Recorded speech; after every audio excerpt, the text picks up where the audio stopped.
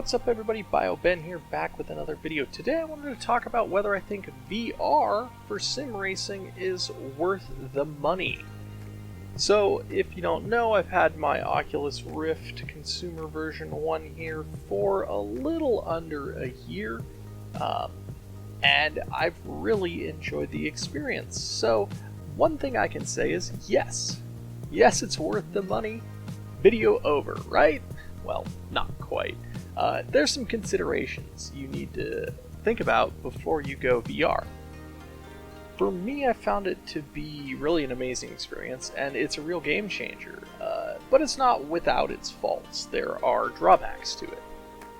In this video, I'm going to break down some of the points you need to consider before adding VR to your rig, and as always, if you like this video, be sure to hit that like button for me, and if you're not already, consider subscribing to the channel for more content like this. It really helps me out.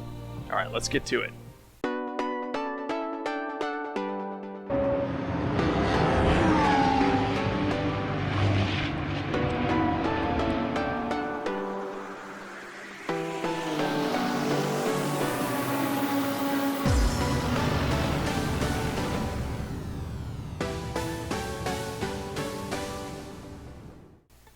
So, should you go VR? Well, one of the things that you need to think about first is, do you have a force feedback steering wheel? Force feedback steering wheel, that's going to add the most to your sim racing. After that, VR is probably the next thing that's going to add the most to your experience. That's because it adds stereoscopic depth perception, so you literally see in 3 dimensions. That's a massive gain. It is literally adding a whole new dimension to your sim racing. Yes, literally. You're going from 2D on a flat screen to 3D. So that, coupled with the ability to move your head around, it's going to increase your situational awareness. You're going to be able to see better, race better, and just be more immersed in the experience. You put on this headset and suddenly you're in the cockpit of an LMP2 car. Or you're in a convertible cruising down the highway. Or you're in some fantastic historic car that you probably never would see in your life, let alone get to sit in or drive.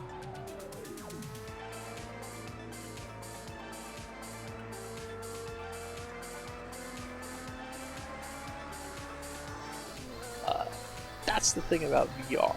It's not just about the racing, it's being in the car, and the first time I put VR on, I sat there for probably hours just looking at all the different cockpits that I could see. It was really a big experience for that. So I can't say enough about how immersive it is, about how much it adds to your ability to race wheel to wheel, your ability to experience tracks and enjoy these fantastic simulated cars. Now, what about the drawbacks? Always there's drawbacks to things, right? So one of the major things that people are worried about is motion sickness. Motion sickness can happen with VR. You're in this headset and you're looking around and the world appears to be moving, but your body isn't, so you can get motion sickness. That being said, I have not experienced motion sickness when sim racing.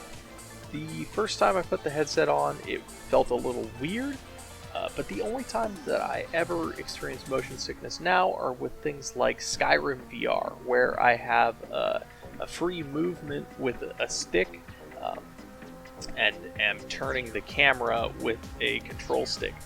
In the cockpit-based games, like things where you're racing or flying in a cockpit, people tend not to get motion sick just because it's a familiar scenario. You have a static reference frame with the cockpit there and the world outside it is moving. Rally games can feel a little funky at first, but generally I haven't had any issues with motion sickness, so I don't think I've heard too many people having issues when they've been sim racing. The resolution of the headset is probably going to be lower than what you're used to. And there is some screen door effect. Some of the newer headsets are getting much better. The Rift, it's noticeable. I have a 1440p monitor. It's definitely not as clear of a picture, and if your hardware isn't strong, you're probably going to have to turn the video quality down in terms of graphics. That being said, this is, in my opinion, completely balanced out by having stereoscopic depth perception, being able to see in 3D, and to move your head around. Another issue is that VR requires a pretty strong PC rig to run it, especially on higher settings. I'll talk about this more in a moment, but something to consider. If you're a content creator like me, if you're making videos on YouTube or you're a streamer, VR can add really compelling features and videos and things, but it also adds a whole other level of technical complexity. Of course, the Rift runs through some software and you have to figure out how to set each game up for it, and if you're going to try to record on the same machine, it is already sucking a lot of your graphical horsepower. Recording with a GPU-based encoder is also going to do that, and you're probably going to get some frame rate dips. So it can add complexity and make the process a little bit more difficult, but I think this is outweighed by the cool footage that you get. So I've kind of covered what I think are the ups and downs of VR, so now really the question is, should you get it? For me, really the biggest questions here are just two questions that you have to ask yourself. The first one is your current PC hardware, and the second one is your budget. That's the only things you really need to consider. Otherwise, yeah, go for it. So let's talk about PC hardware first. So you might say, what about consoles? Why aren't you talking about consoles? Well, unfortunately, the only console right now to support VR is PlayStation 4, and the PSVR, in my opinion, is probably not worth the money. The system doesn't have enough horsepower to really run it well, in my opinion, and it only has limited support for sim racing or just racing titles in general. So I would say at this stage of the PS4's life cycle, hold off. PS5's coming around, we'll see if there's a PSVR for that, but it'll definitely be able to run VR a little bit better. So, PC owners, speaking to you, we have to ask the question, does your PC meet the minimum specs for VR? Minimum specs for all the headsets are out there and published. There's a minimum spec and then there's a recommended spec. Usually the minimum is like, yes, it will run, but not very well. So if you have the minimum spec, it's probably too low, and it's not going to be good for sim racing where you need things like high frame rate to really feel smooth and no lag, things like that. So for the Oculus Rift, I think something in the range of a GTX 1060 would probably be like, I think that's the recommended. For me, that would be the minimum kind of spec graphics card for running VR stably for sim racing. If you wanted to, like, say, record at the same time, that's going to be a stretch. With my GTX 1070, I can't run really high settings and record without some pretty significant frame rate dips, and that shows up and it's frustrating and I have to deal with it, but I just have to turn down the graphics settings. VR is intensive.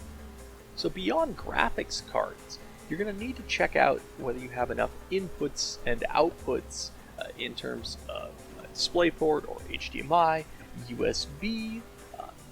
For the Rift, there's external tracking, so that needs several USB ports.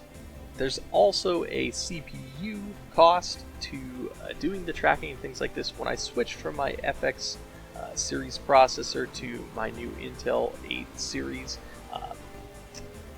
I noticed a significant improvement in my VR performance.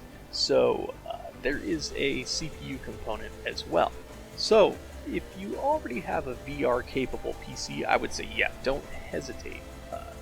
Go for VR. It's definitely worth it. I think VR over any other peripheral, assuming you already have a wheel, as I said, is gonna give you the most bang for your buck.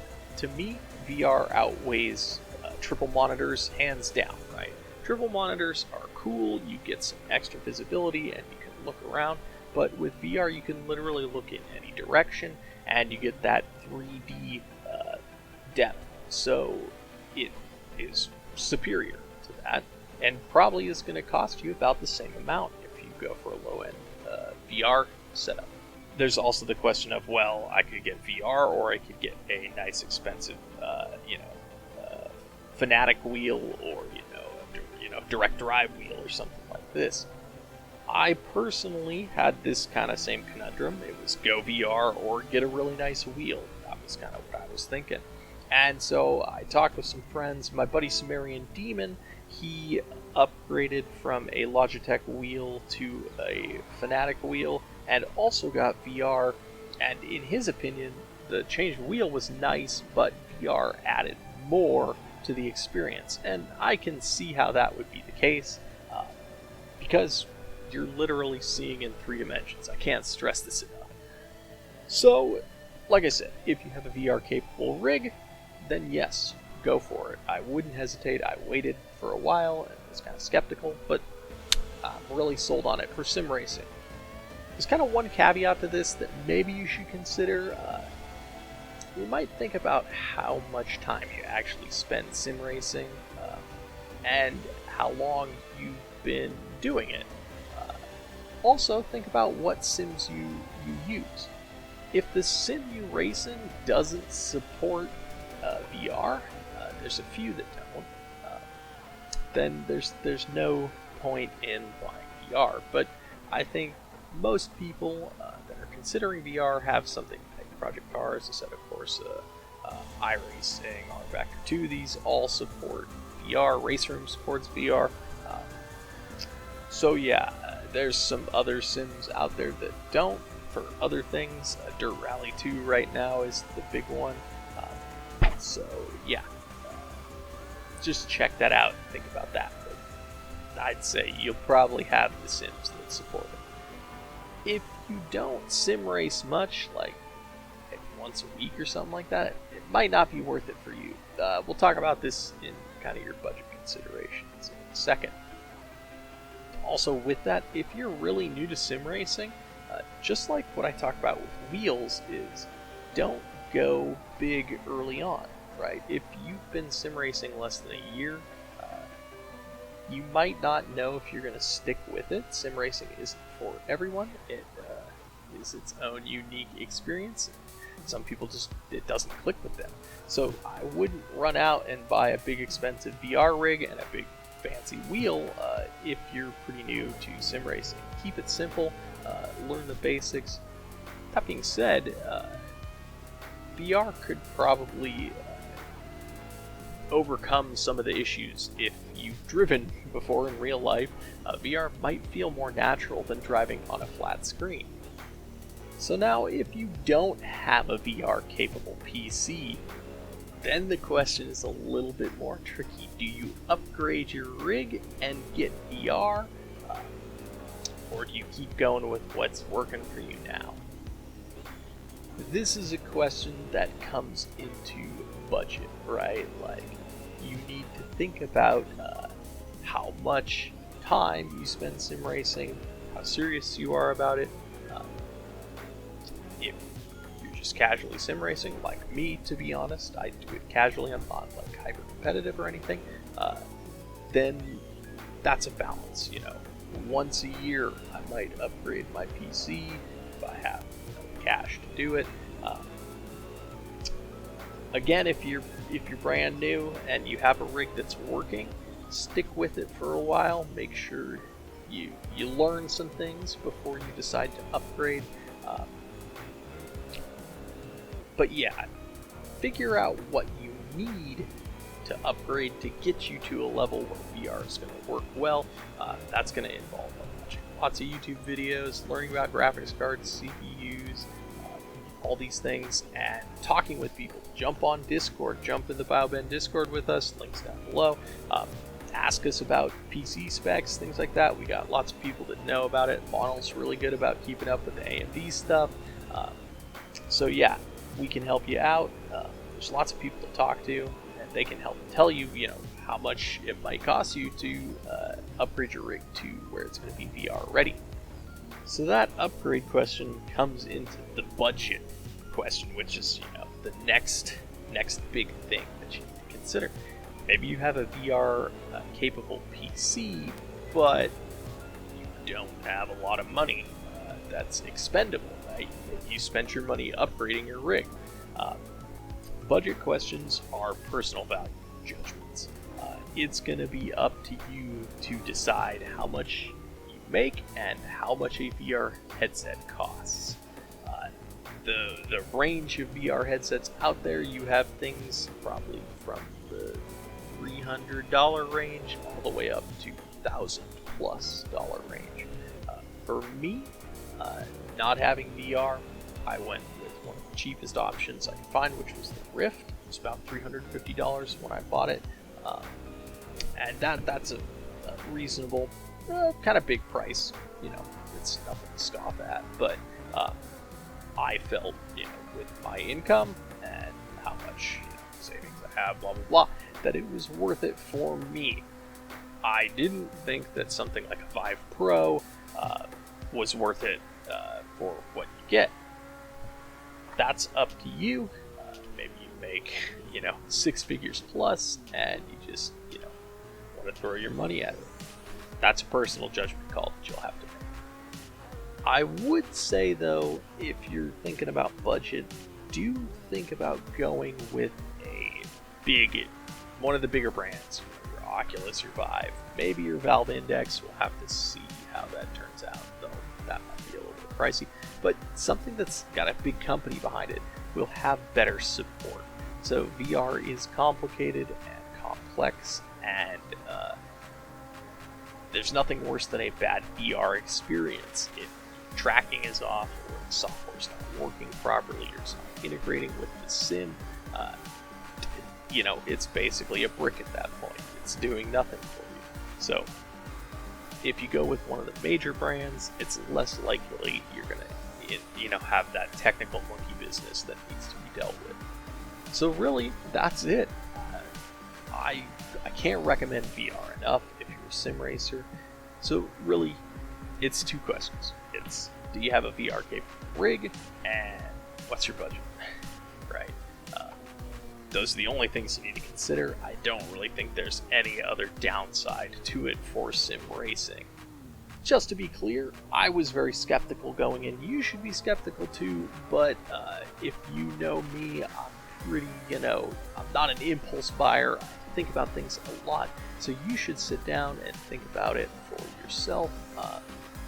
Look at your PC and budget, and watch videos like this where people describe their experiences, and then decide to take the plunge. So yeah, that's it for me. Remember, think carefully, don't impulse buy. This is a big kind of monetary decision. Do your homework, look into what's supported with what and the technical specs. But yeah, if you do all that and you're still kind of going, well, I don't know if it'll really do much for me. Yeah, it will. If you can afford it and your PC can run it, go for it. So anyways, that's it for me, guys. Thanks for watching this video. I hope it was informative. I want to do more of these discussion-based type things. So yeah, let me know by hitting the thumbs up button and leaving a comment below. Tell me what you think of this. Alright, thanks for watching, and I'll see you guys next time. Bye for now.